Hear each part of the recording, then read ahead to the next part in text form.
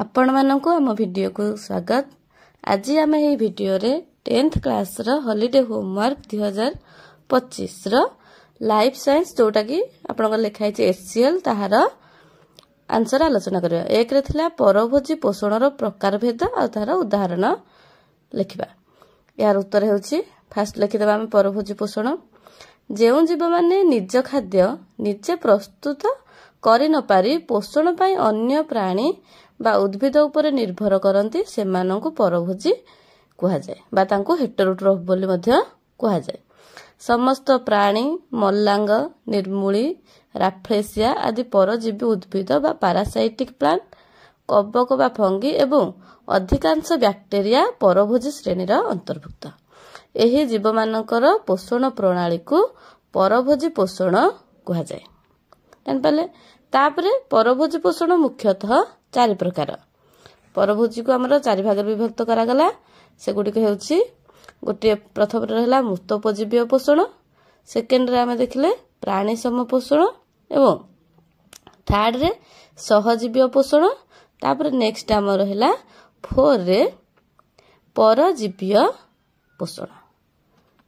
Okay, एटा हला तार 4 प्रकार बा पोषण को परजीवी पोषण को 4 भाग रे विभक्त करा गला। गोटे रहला मृतोपजीवी पोषण, गोटे हला प्राणी सम पोषण, गोटे सहजीवी पोषण एवं आ गोटे हला परजीवी पोषण।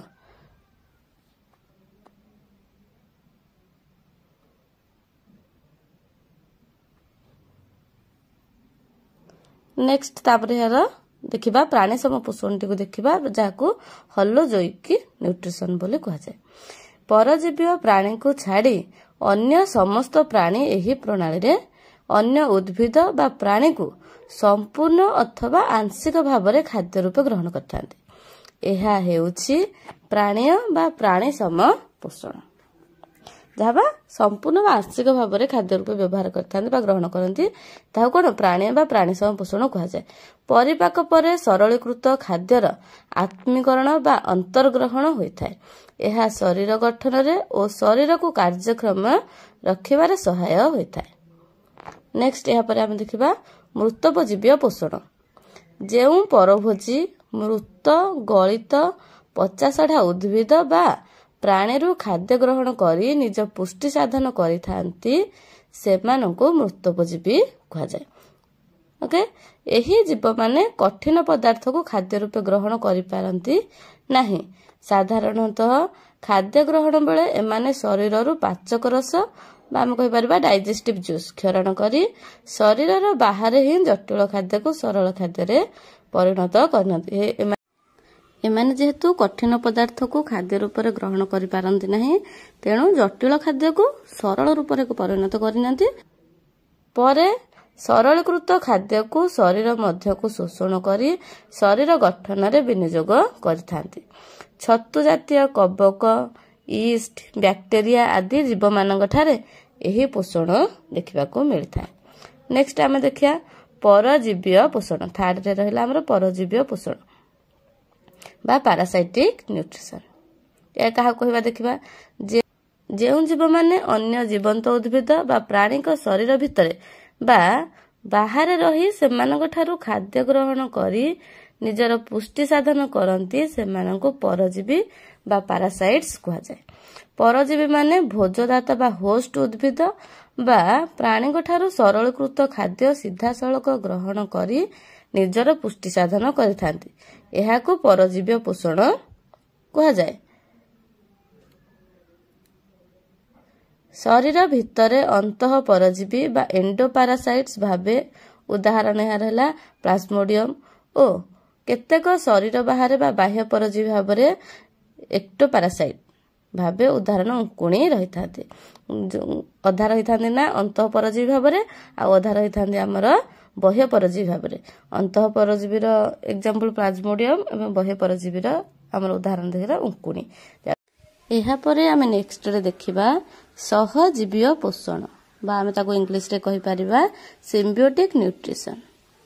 हला सहजीवी पोषण बा सिम्बियोटिक न्यूट्रिशन विषय रे चलन देखिबा।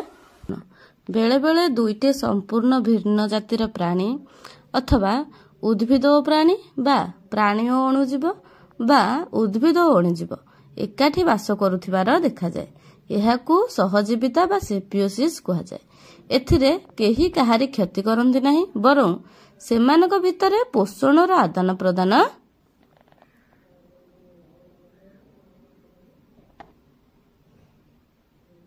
ମଧ୍ୟ ହୋଇଥାଏ। ଏହାକୁ ସହଜୀବୀ ପୋଷଣ କୁହାଯାଏ। ଉଦାହରଣ ସ୍ୱରୂପ ଆମ ଅନ୍ତନଳୀରେ ସହଜୀବୀ ଭାବେ ରହୁଥିବା ଇଶ୍ଚେରେଚିଆ କୋଲାଇ ନାମକ ବ୍ୟାକ୍ଟେରିଆ ନିଜ ଶରୀରରେ ଭିଟାମିନ୍ B12 ପ୍ରସ୍ତୁତ କରି ଆମକୁ ଯୋଗାଇଥାଏ।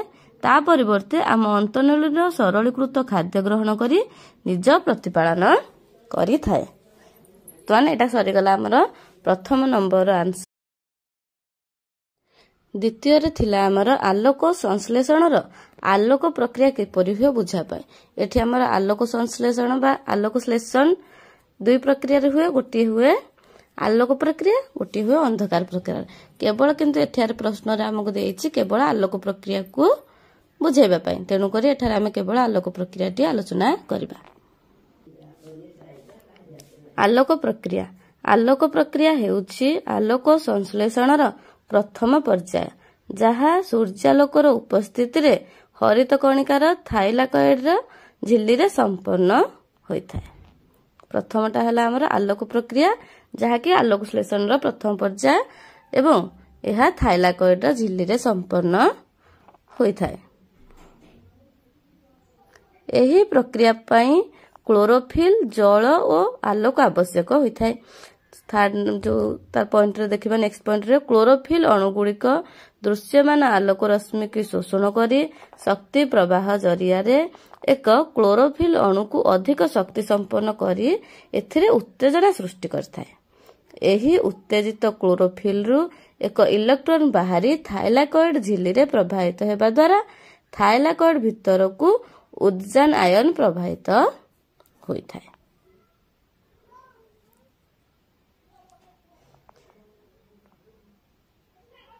ଏହା ନିମ୍ନ ଶକ୍ତି ସମ୍ପନ୍ନ ଜାରିତ NADPକୁ ବିଜଡ଼ିତ କରି NADPH, ଯାହା ଆମର ଉଦଜାନ ଆୟନଟା ଆସିଲା, ସିଏ କଣ ନା କଲା NADPକୁ ବିଜଡ଼ିତ କରି NADPH ରୂପକ ରାସାୟନିକ ଶକ୍ତିରେ ପରିଣତ କରେ।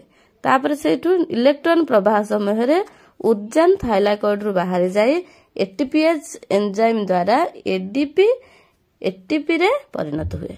ATP ଓ NADPH ମିଶି ଆଲୋକ ଶ୍ଳେଷଣ ଶକ୍ତି ଗଠନ କରିଥାନ୍ତି।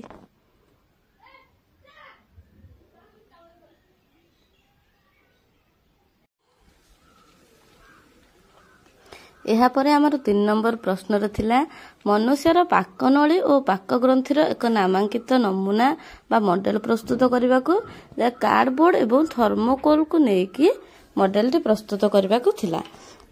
କାର୍ଡବୋର୍ଡ ଆପଣମାନେ ସହଜରେ ପାଇପାରିବେ, ଆମେ ଯୋଉଟାକୁ କାର୍ଟୁନ କହୁଛେ ବା ପେଟି, ଏବଂ ଥର୍ମୋକୋଲ ଆପଣ କିଣିକି ଆଣିପାରିବେ। ନହେଲେ ଯଦି ଆପଣଙ୍କ ଘରେ ଇଲେକ୍ଟ୍ରୋନିକ୍ସ ଜିନିଷ କିଛି ଆସିଥିବ ତାହାର ସେଫ୍ଟି ପାଇଁ ଯୋଉ ସୋଲୋ ଯୋଉଟାକୁ ଆମେ କହୁଛେ ସେଇଟା ଯୋଉ ଆସିଥିବ ସେଇଟାକୁ ନେଇକି ଆପଣ ମଡେଲ ଗୋଟେ ପାକନଳୀର ବା ଡାଇଜେଷ୍ଟିଭ ସିଷ୍ଟମର ମଡେଲଟି ପ୍ରସ୍ତୁତ କରିବେ। ଏଠାରେ ଆମେ ଇମେଜ ଦେଖାଇ ଦେଇଛୁ, ସେଇ ଇମେଜକୁ ଆଧାର କରିକି ନିଜେ ନିଜେ ଗୋଟିଏ ମଡେଲ ପ୍ରସ୍ତୁତ କରିବେ। ଏବଂ 4 ନମ୍ବରରେ ମଧ୍ୟ ସେଇଆ ଥିଲା, କ୍ଲୋରୋପ୍ଲାଷ୍ଟର ଗୋଟେ ମଡେଲ ପ୍ରସ୍ତୁତ କରିବେ।